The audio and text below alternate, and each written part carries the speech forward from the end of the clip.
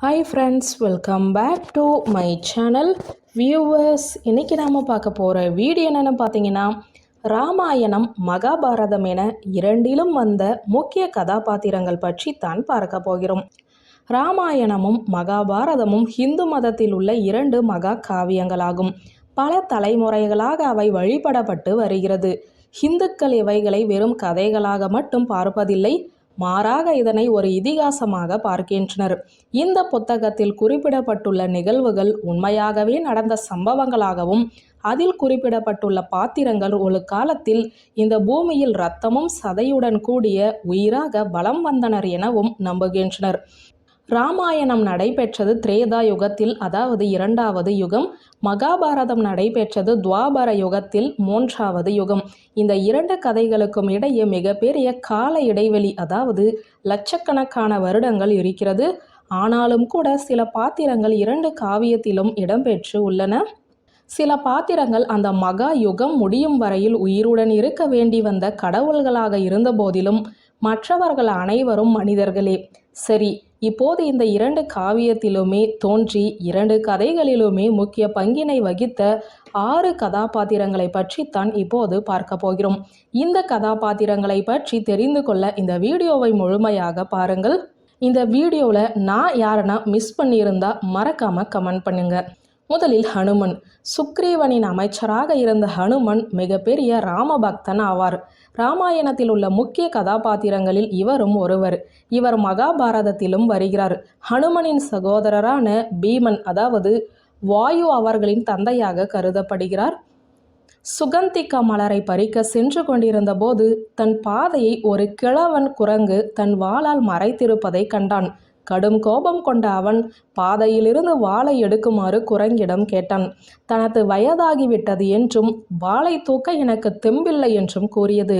அதனால் அவனையே அதன் வாளை நகர்த்தி வைக்க சொன்னது.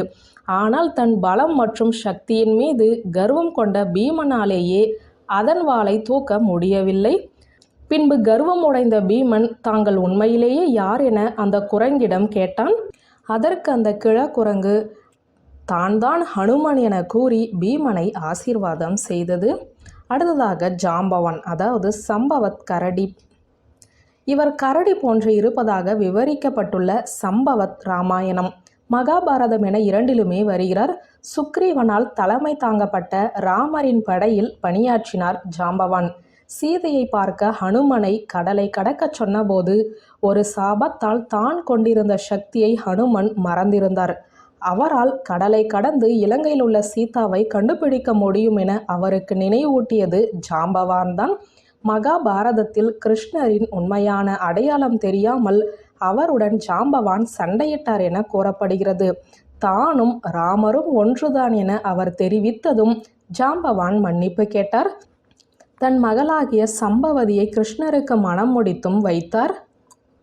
அடுத்ததாக விபீஷ்ணன். ராவணனின் சகோதரனான விபீஷ்ணன் ராமரின் பக்கம் நின்று சண்டையிட்டார். போர் முடிந்தவுடன் இலங்கையின் மன்னனாக விபீஷ்ணன் மகுடம் சூட்டப்பட்டார்.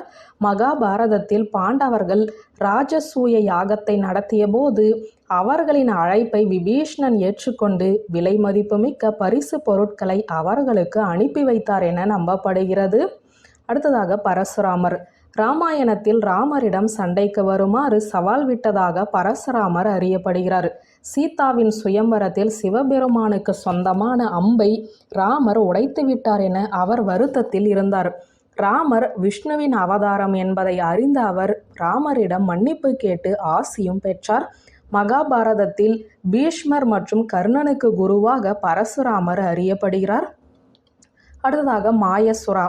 ராமாயணத்தில் மண்டோதரியின் தந்தையாக மாயசுரா அறியப்படுவதால் அவர் ராவணனின் மாமனார் ஆவார்.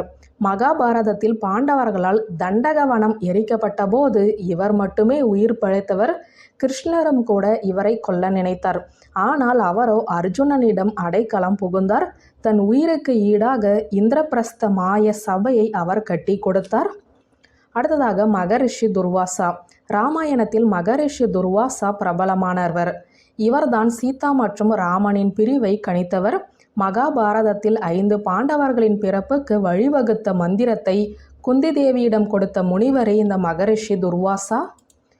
வியூவர்ஸ், இந்த வீடியோ உங்களுக்கு பிடித்திருந்த லைக் கமெண்ட் ஷேர் பண்ணுங்கள். நன்றி.